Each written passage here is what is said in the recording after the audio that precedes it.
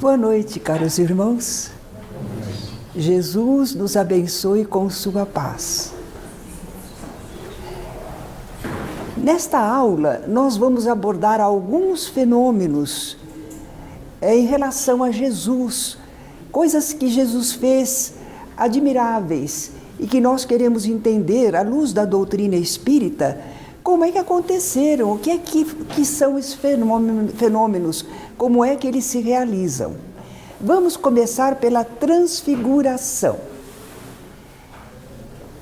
Nós fazemos sempre a citação das passagens, livro, capítulos, versículos, para que vocês tenham a curiosidade de pesquisar, assim se acostumam a fazer as consultas na Bíblia, não é?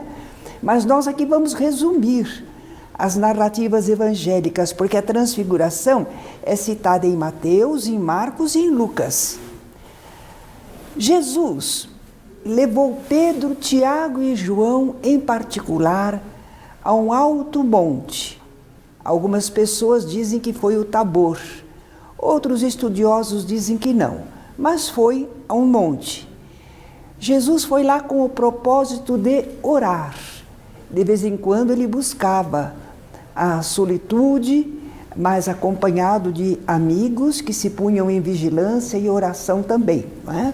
Enquanto Jesus estava orando, e nós podemos mais ou menos pensar Jesus orando, Jesus em comunhão com o Pai, Jesus que falava para nós também orarmos frequentemente, não é? É uma comunhão com o plano espiritual. Enquanto Jesus orava, seu rosto se modificou, resplandecia como o sol, e as suas vestes tornaram-se brancas como a luz. Numa das passagens citadas, eles dizem que ficaram brancas como nenhum lavandeiro as poderia fazer. Quer dizer que é um branco brilhante, luminoso, não é? O que será que aconteceu? Nós agora, à luz do Espiritismo, queremos entender esse fenômeno. E nós temos aqui a explicação sucinta. Transfiguração é o nome que se dá a esse fenômeno. Porque a pessoa se transfigura, é uma transformação fluídica, uma como que aparição da própria pessoa, mas do seu perispírito, perispirítica, que se produz sobre o corpo da pessoa. Quer dizer, como que some o corpo da pessoa e aparece a produção no campo perispiritual. Em obras póstumas, nós temos a explicação do fenômeno que Allan Kardec dá. O perispírito das pessoas vivas goza das mesmas propriedades que o perispírito dos espíritos. Como já foi dito, as propriedades do perispírito não se acha confinado no corpo, irradia e forma em torno deste uma espécie de atmosfera fluídica. Nós somos assim. Essa aura que os médiuns videntes veem, né? É uma névoa, que como que oculta o corpo em certos casos. Ora, pode suceder que em certos casos, e dadas as mesmas circunstâncias, ele sofra esse envoltório, essa aura, uma transformação semelhante à que já descrevemos. A forma real e material do corpo se desvanece sob aquela camada fluídica, se assim nós podemos exprimir, e toma por momentos uma aparência inteiramente diversa, mesmo a de outra pessoa ou a do espírito que combina seus fluidos com os do indivíduo. Nós talvez compreendamos melhor a transfiguração de um modo mais simples, quando nós recordamos que o nosso estado de alma reflete na aparência do nosso corpo, do nosso rosto, não é? Então, quando a pessoa está feliz, ela como que fica mais bonita, fica mais corada, os olhos mais vivos. E quando ela está entristecida, deprimida, o rosto como que morre, não é? Então, a gente tem aí uma ideia do que acontece. Só que a gente sabe que é uma expansão perispiritual. E sobre essa expansão perispiritual é que é plasmada a aparência. Isto pode se dar pela própria vontade da pessoa ou sob influência externa. Quer dizer que um espírito atuando sobre a pessoa pode produzir esse fenômeno de transfiguração, mas pode a própria pessoa produzir essa modificação. Foi o que aconteceu com Jesus. Quando ele orou, ele se expandiu perispiritualmente, superpôs ao corpo um novo aspecto e grande irradiação. A luminosidade propagou-se às suas vestes e através delas. Agora, é verdade que nesse episódio apareceram ao lado de Jesus Moisés e Elias. Quem eram Moisés e Elias? Profetas do passado, não é? Já desencarnados, espíritos materializados, porque Jesus possuía o corpo e sobre ele se transfigurou, mas Moisés e Elias eram só perispiritualmente. Então, para eles poderem ter sido visíveis aos apóstolos que descrevem o fato, eles estavam materializados. Jesus estava transfigurado. E os apóstolos, os profetas Moisés e Elias, eles estavam materializados, não é? Sobre o que conversavam, por que esse fenômeno tão importante? Esses dois espíritos estavam conversando com Jesus sobre o arremate da sua missão, da sua tarefa em Jerusalém em breve. Era assunto importante, eles estavam conversando sobre os acontecimentos, como iriam suceder. Então, por aí nós vemos que não houve nenhuma surpresa, que Jesus não foi atraiçoado, que Jesus não ficou à mercê dos seus adversários. Fazia parte da programação que ele fosse aprisionado, sacrificado, para depois mostrar como a gente continua vivendo, se sobrepõe à morte, não é? A imortalidade da alma era a última lição que Jesus iria dar. Então, esse fenômeno de materialização nós não vamos estudar hoje, porque é objeto de um próximo capítulo. Mas vamos ver aqui o que nós temos em seguida. Que fenômenos outros admiráveis que nós precisamos entender?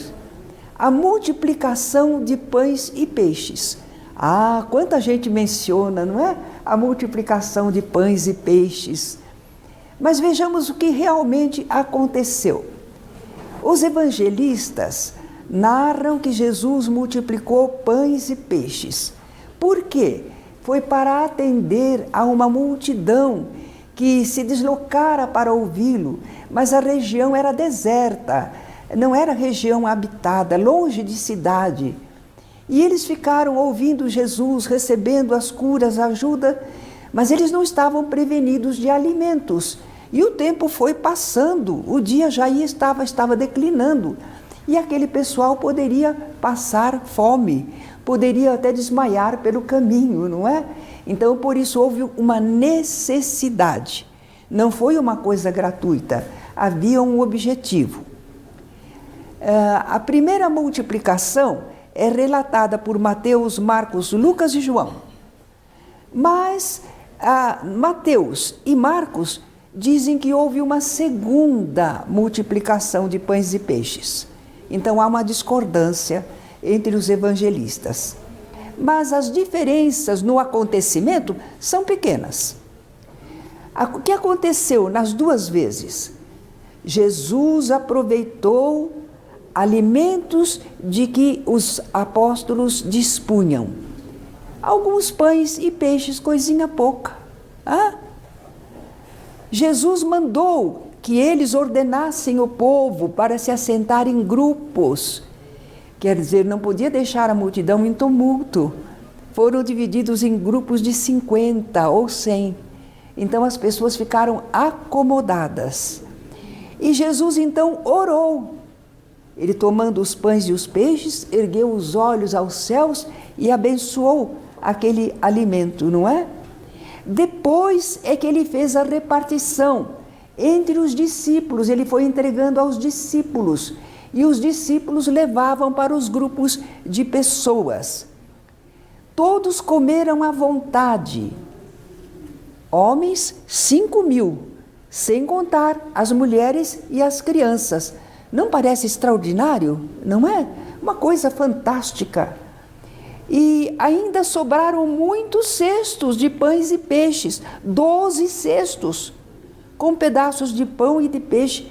E Jesus mandou recolher para nada se perder. Que fenômeno, não é? E a gente fica querendo saber como aconteceu. Kardec, no livro A Gênese, que explica muito fenômenos e os chamados milagres, ele entende que não houve o fenômeno materialmente. Não aconteceu multiplicação material de pães e peixes. Então, o que seria isso? Ele diz que é um simbolismo, representando que Jesus alimentou espiritualmente aquela multidão, magnetizados pela sua presença, sua palavra. Aquele pessoal não sentiu falta do alimento físico, estava abastecido. Até certo ponto nós podemos entender essa explicação de Kardec, porque às vezes companheiros nossos ou nós mesmos estamos conversando e falando do Evangelho de Jesus, dos fenômenos espirituais, das realidades da vida além, e as pessoas ficam presas. Quando termina, algumas delas dizem: você poderia falar a noite toda. Nós não estávamos cansados, nós estamos ávidos desses conhecimentos. Então a gente pode compreender que Kardec tem lá a sua razão, não é? Mas vejam bem, Jesus tinha dito, quando os apóstolos disseram: Senhor, já é tarde, declina o dia, manda que esse pessoal vá embora, né? Para que eles possam se alimentar pelo caminho. Mas Jesus disse: não é preciso que se retirem, dai-lhes vós de comer. Eles não tinham alimento, como é que eles iam poder dar de comer? Alimentar a alma, alimentá-los, não é? No entusiasmo, na fé. Eu também penso o seguinte: olha aqui uma espécie de milagre que pode ter acontecido, coisa curiosa, diferente do comum, não é? Quem sabe as pessoas tinham alguns poucos alimentos, assim como os apóstolos, parece que tinham 5 pães e 2 peixes, era uma coisa assim, ou vice-versa, não é? Eles tinham algum alimento com eles, e as outras pessoas não teriam, talvez? Certamente, não é? Porque se deslocaram para um lugar longe, atrás de Jesus, levaram alguma coisa consigo. E quando começou Jesus a fazer que partilhassem o pouco que eles tinham, talvez aquele exemplo de doação generosa motivou as pessoas a também doarem um pouco daquilo que tinham. E quando se age com essa generosidade e com essa fraternidade, parte e reparte, dá para todo mundo e ainda sobra. Então eu vejo que isso é uma explicação bem plausível também. Entretanto, não seria impossível um fenômeno de efeitos físicos materializando substâncias. Não é impossível não é? No livro dos Médiuns, no capítulo que fala do laboratório do mundo invisível, Kardec vê a explicação. Os espíritos podem produzir substâncias, inclusive na forma de uma fruta, por exemplo.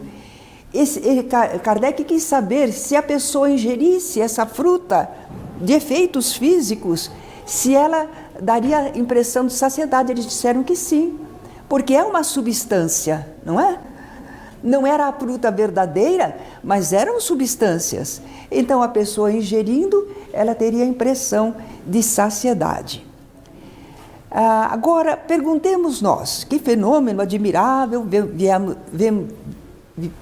vimos aí várias explicações, mas para que teria Jesus realizado um fenômeno assim, de efeitos físicos, multiplicando pães e peixes, se de fato aconteceu? Não é? Qual seria o propósito? Olha, um deles seria ensinar a gente a pensar no próximo, no que as criaturas precisam, e ajudar a atender a essa necessidade. Mas fazer isso de modo disciplinado, orientando ao povo, doando o que nos for possível, buscando auxílio espiritual, como ele fez, não é? E não desperdiçando recursos, recolher aquilo que sobrasse. Essa é uma orientação para assistência material junto às pessoas, não é? Pensaram bem? Pense no próximo, o que ele precisa. E procure ajudar, mas você tem que ordenar o povo, porque senão é um tumulto. Uns recebem, outros não. Faça a ordenação na sua tarefa. Faça isso buscando também o auxílio espiritual, porque nem só de pão vive o homem, mas também das energias espirituais. E se sobrar alguma coisa, não desperdice. Você reaproveite. Olha que orientação maravilhosa, não é? Mas foi um fenômeno que repercutiu grandemente. A multidão, depois, queria proclamar rei a Jesus. Queria que Jesus fosse o rei deles lá na Palestina, não é? E Jesus aceitou? Não, meu reino não é deste mundo, lembram? Não, imagine se ele ia começar a reinar no campo material, não. Até ele advertiu a todos: trabalhai, não pela comida que perece, mas pela que permanece para a vida eterna. Então, que eles se empenhassem em assimilar sua mensagem, seus ensinos e seus exemplos. Então, esse episódio que nós vemos da multiplicação de pães e peixes traz bastante ensinamento para nós mesmo, essa passagem, né? Temos outro fenômeno para examinar na noite de hoje. Ressurreições, que o pessoal diz que foram ressurreições de mortos, corpos mortos. No Velho e Novo Testamento há relatos de ressurreições. Quer dizer, pessoas que estavam mortas e voltaram a viver corporeamente. Como é que nós podemos aceitar esses relatos? À luz da ciência, fatos assim são impossíveis. A ciência não concorda de jeito nenhum. E também nós não vemos ressurreições ocorrerem nos dias de hoje. Porque as curas, as influências sobre as pessoas, os efeitos físicos nós vemos, mas mortos ressuscitarem, nós não temos, né, exemplos disso. Aqui em Campinas havia um senhor que ele acreditava que tinha feito uma ou duas ressurreições de mortos. Ele era um senhor miudinho, de olhos azuis, e ele tinha certeza de que ele havia ressuscitado pessoas. Nós vamos ver na aula de hoje que nós temos a explicação para o fato que realmente ele fez. Mas não foi ressurreição de mortos, não é? A ciência constata casos assim: aparente morte clínica, parada cardíaca, perda da respiração, da consciência e dos movimentos. Então o pessoal pode julgar que a pessoa está morta, mas é uma aparente morte clínica, não houve a morte. Letargia é a perda momentânea da sensibilidade e do movimento, dando ao corpo aparência de morte real. A pessoa não se mexe, não reage se for espetada, não movimenta os olhos, não tem movimento de respiração, ela tem toda a aparência de morte real. Ela só não está rígida, não tem a rigidez da causa de morte, não é? Catalepsia é perda momentânea, algumas vezes espontânea, outras vezes provocada, da sensibilidade do movimento, mas é em determinada parte do corpo. Por exemplo, um braço fica rígido. No caso, então, a rigidez é catalepsia. A pessoa não movimenta, não tem sensibilidade, mas é uma parte só do corpo. Então, nós estamos vendo 3 estados patológicos, doentios, anômalos. A pessoa pode se recuperar desses estados, às vezes rapidamente, em minutos, e às vezes leva dias para voltar ao normal. Depende de haver as condições e ajuda adequadas. Então, como o Espiritismo explica esses acontecimentos que foram confundidos com ressurreição de mortos, não é? Olha a explicação. Havendo desligamento parcial do perispírito, porque nós somos espírito, perispírito e corpo. Através do perispírito nós temos a ligação com o corpo e o movimentamos. Mas vamos dizer que uma parte do perispírito se expanda, se afaste um tanto em relação ao corpo. Vamos dizer que seja do braço. A pessoa não tem movimento nele, não tem sensibilidade nele. Porque aquela parte perispiritual que corresponderia ao seu braço não está ligada. Está sem a ligação perispiritual. O desligamento perispiritual pode se dar por causas orgânicas ou espirituais. É engraçado, problemas orgânicos podem fazer com que a pessoa perca a sensibilidade numa parte do corpo. É porque aquela parte não está acionada pelo perispírito, não é? Então, pode ser por causas orgânicas, mas pode ser provocação espiritual, pela hipnose, ação de espírito sobre a pessoa, ou desequilíbrio da própria pessoa espiritualmente. Ela pode perder a sensibilidade em parte do corpo, expandir-se irregularmente, não é? Mas enquanto os laços fluídicos não se desataram totalmente e o corpo ainda tem vitalidade, os órgãos não foram lesados irrevogavelmente, a pessoa pode retornar ao normal. É possível fazer a pessoa retornar ao normal. Se demorar demais, a pessoa começa a perder as funções do corpo e pode haver lesões. Mas estando a pessoa como que adormecida, né, está expandida perispiritualmente, não reage no corpo, mas é possível agir sobre ela espírito e com o magnetismo para fazê-la retomar as condições normais, não é? Restaurando as condições do funcionamento orgânico, auxiliando fluidicamente magnetismo humano ou espiritual, estimulando o espírito a ação sobre o corpo, afastando o espírito perturbador se houver, porque às vezes o fenômeno é provocado por um espírito adversário, perturbador, que causou aquele desequilíbrio, aquele afastamento, não é? Então, se é ele que está provocando o fenômeno, afastado esse espírito, a pessoa retorna ao seu normal. Ao tempo de Jesus, porém, se uma pessoa caísse em estado letárgico, não haveria no local um médico que a examinasse e soubesse reconhecer que ela estava viva. Eles não tinham quase doutores, não é? Alguns que se consideravam médicos, em verdade eles eram rabinos religiosos, ou então curandeiros. Conhecia-se poucos remédios genuínos.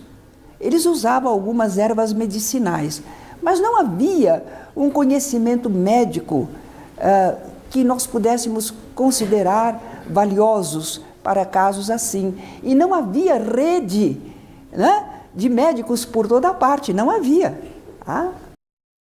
Então as pessoas em estado letárgico acabavam sendo consideradas mortas.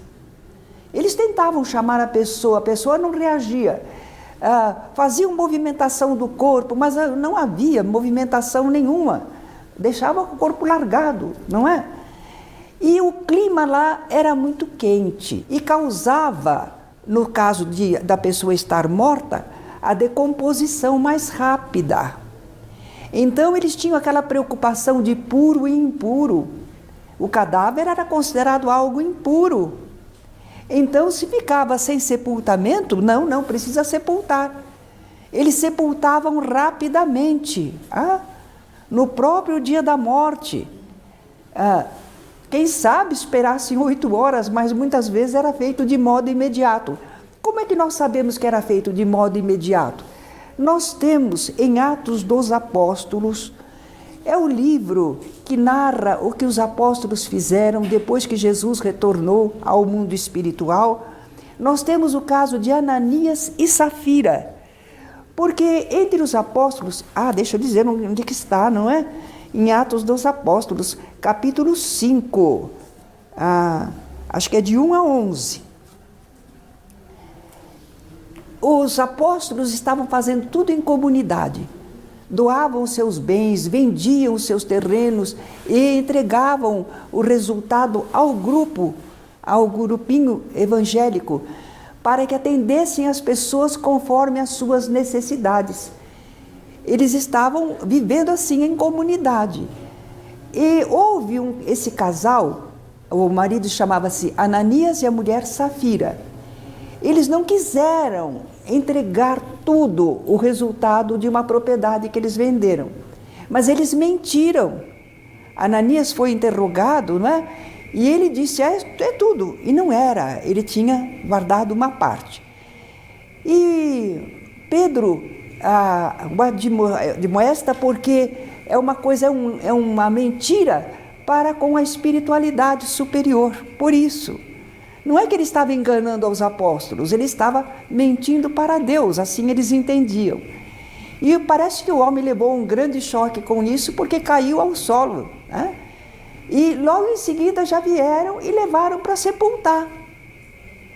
E a mulher veio depois e mentiu da mesma maneira. E também aconteceu assim. É um episódio meio esquisito, mas nós vemos que eles falam de sepultar rapidamente. Então a gente fica sabendo que por causa do clima, eles não conservavam muito tempo o cadáver, não. E isso podia não dar tempo da pessoa se recuperar da letargia, daquele estado especial. Então, uma vez que a gente relembrou algumas coisas, agora nós podemos examinar os 3 casos. No livro, nós dizemos para lerem as passagens. O filho da viúva de Naim, a filha de Jairo, chefe da sinagoga de Cafarnaum, e Lázaro. Então vamos recapitular. Certo dia, Jesus lá em Cafarnaum, esse aqui é o de Naim, o filho da viúva de Naim. Num certo dia, Jesus dirigia-se a uma cidade chamada Naim. Ele não estava sozinho, ele estava acompanhado dos discípulos e de uma grande multidão. Eles estavam chegando à porta da cidade. E vinha saindo um enterro, porque eles não sepultavam os corpos perto da cidade, eles saíam para longe. Sempre era um lugar retirado, onde eles faziam, porque o cadáver não era considerado impuro, não podia ser lá dentro da cidade, não é? Então vinha saindo um enterro do filho único de uma viúva. Pobre mulher, não é? Não era mais casada, era viúva, era o seu único filho, ela agora estava sozinha, então ela chorava muito, pranteava muito. Vinha também com essa viúva no féretro uma multidão de pessoas. E Jesus se compadeceu muito daquela mulher e disse a ela, não chores. Ele se achegou ao esquife onde estava o corpo do jovem, parou os que o conduziam e disse ao jovem, jovem, eu te mando, levanta-te. E realmente o jovem sentou-se, não é? Passou a falar e Jesus o restituiu à sua mãe. Narra o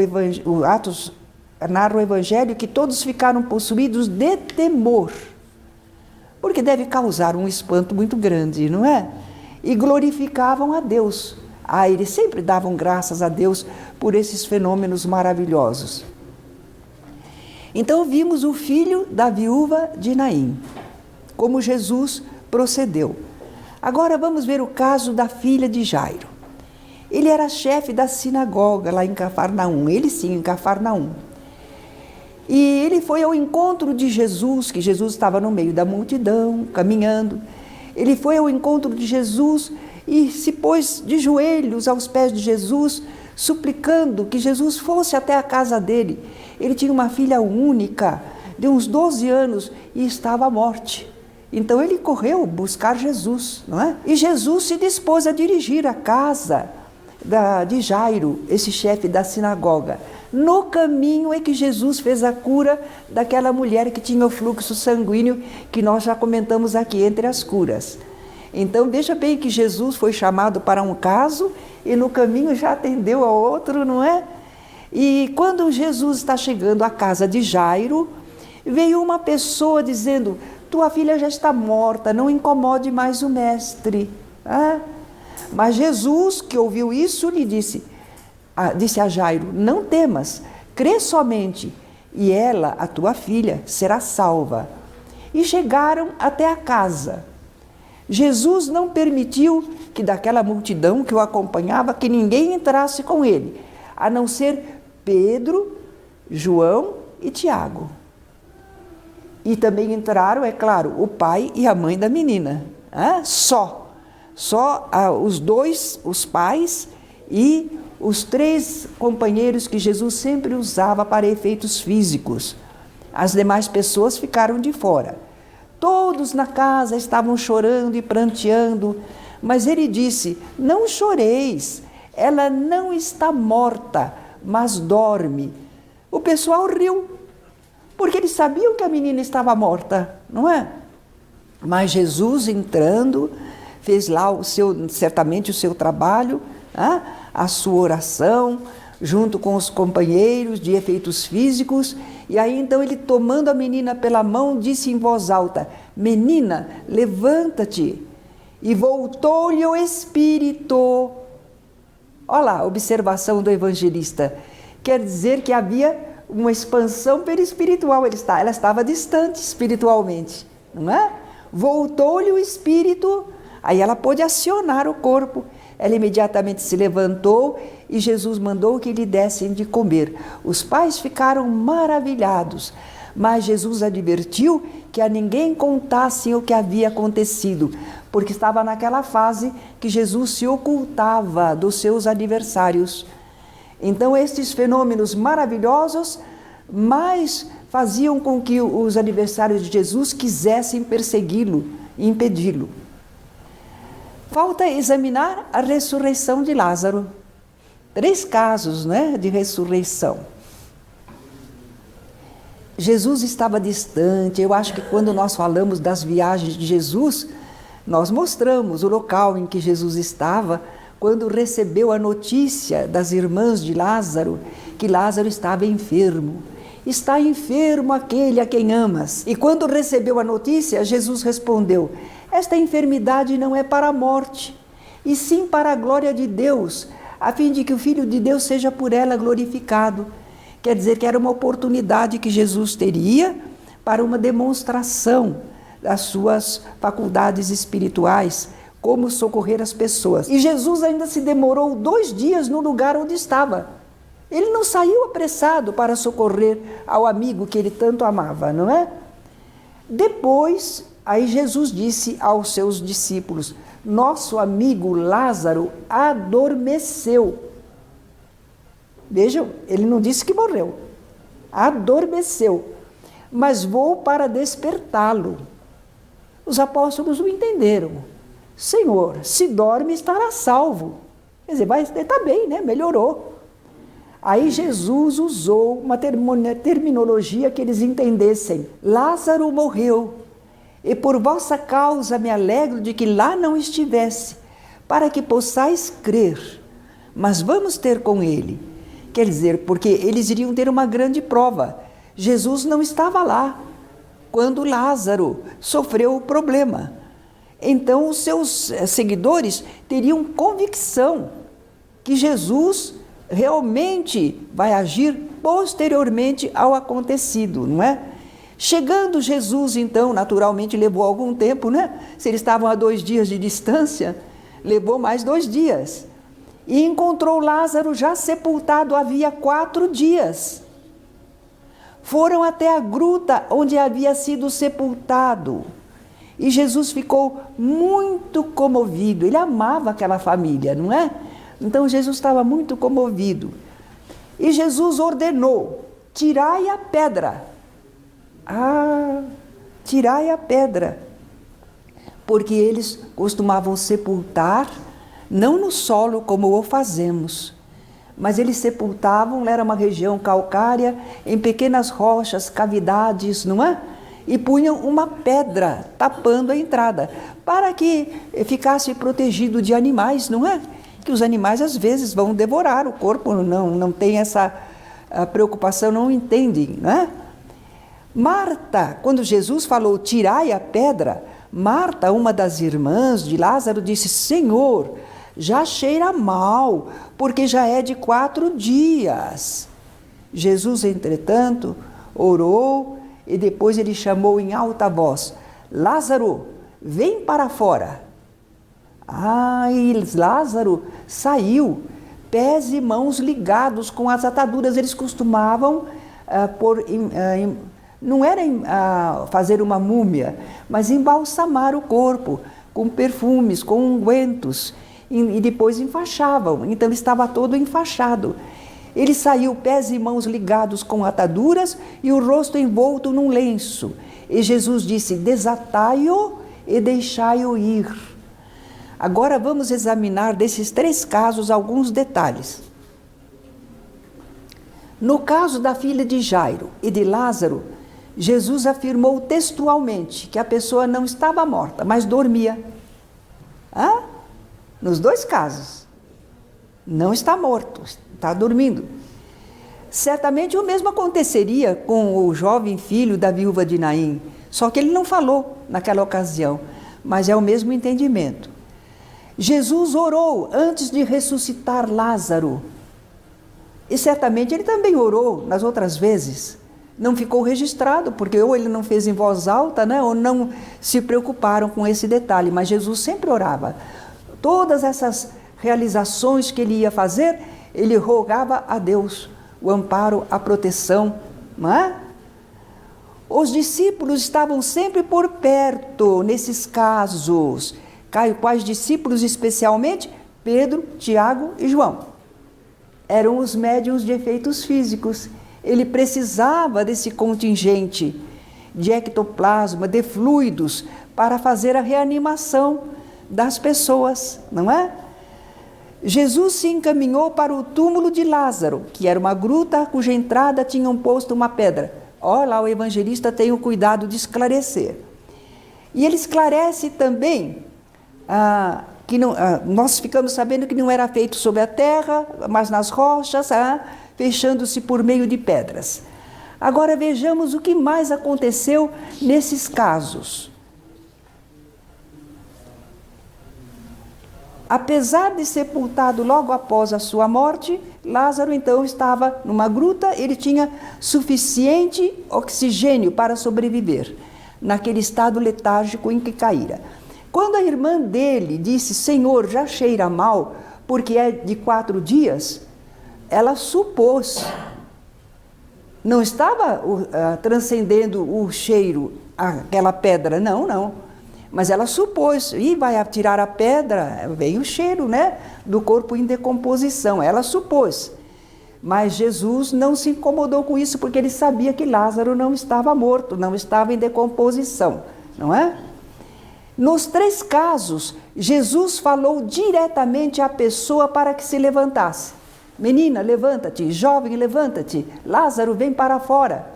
Então a gente vê que Jesus falou com o espírito imortal, com a pessoa, deu aquela ordem, mas ele já havia orado a Deus, produzido a contribuição magnética, tinha os seus apóstolos de efeitos físicos, não é? Então já havia feito o socorro, só então ele dava a ordem para a pessoa sair daquele estado doentio em que se encontrava.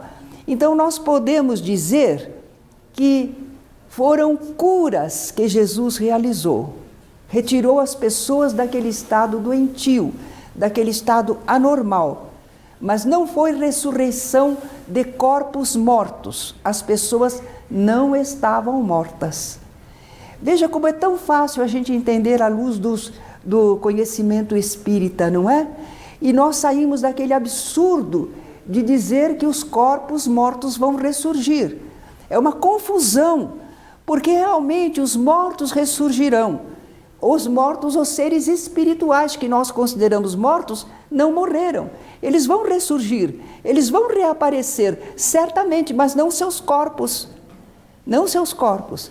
O que aparece é o perispírito, que pode ter aparência anterior, não é? Porque a pessoa assim se mentaliza. Agora, é claro que esses fenômenos de ressurreições efetuadas por Jesus alcançavam grande repercussão ante o povo. E isso tornava mais ferrenhos os opositores de Jesus, não é? Eles não gostavam nada porque Jesus crescia na repercussão junto ao povo. Nós vamos ver no capítulo 28, o que a ressurreição de Lázaro causou. Né? Foi uma gota d'água. Então, a ressurreição física, embora nos pareça admirável, ela é de efeito temporário. Porque aquela menina, filha de Jairo, morreu. Naquela ocasião não, mas depois ela ficou para a semente? Ela morreu. Ela não morreu naquela época, mas em seguida ela terá morrido. E aquele jovem, filho da viúva de Naim, também um dia morreu. Os corpos não duram para sempre. E da mesma maneira, Lázaro. Então a ressurreição que Jesus promoveu no caso deles, ela não resolveu que eles vivessem para sempre corporeamente, de modo nenhum. Aí sim, seria contrariar uma lei divina, né? De modo nenhum.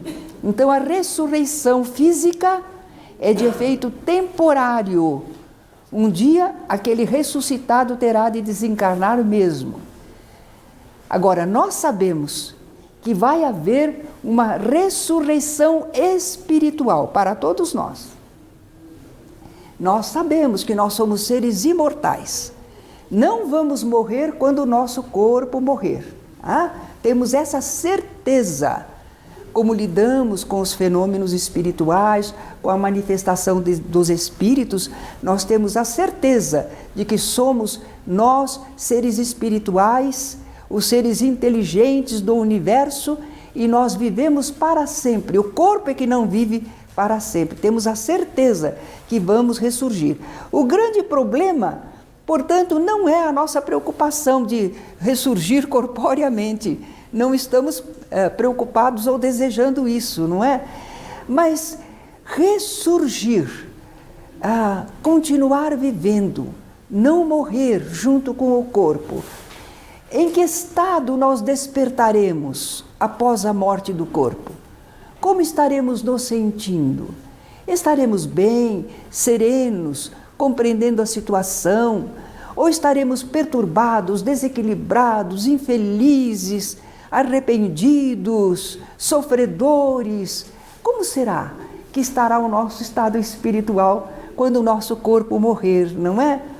É feliz ou infeliz, conforme nossos pensamentos, sentimentos e ações. Então, o que é que mais importa? Não é a ressurreição física, é a nossa ressurreição moral, o nosso ressurgimento espiritual, o nosso despertamento em espírito. Porque Jesus, certa ocasião, disse a alguém que queria segui-lo, mas primeiro ia enterrar seu pai: deixa que os mortos enterrem seus mortos. Muita gente está moralmente morto, sem vida. Não está vivendo espiritualmente, está vivendo materialmente, mecanicamente, não é?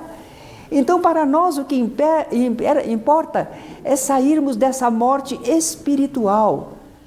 Nós, às vezes, estamos vivendo no erro, na inércia, no vício, na usura, né? Em estados espirituais que significam morte para nós, inatividade ou perturbação.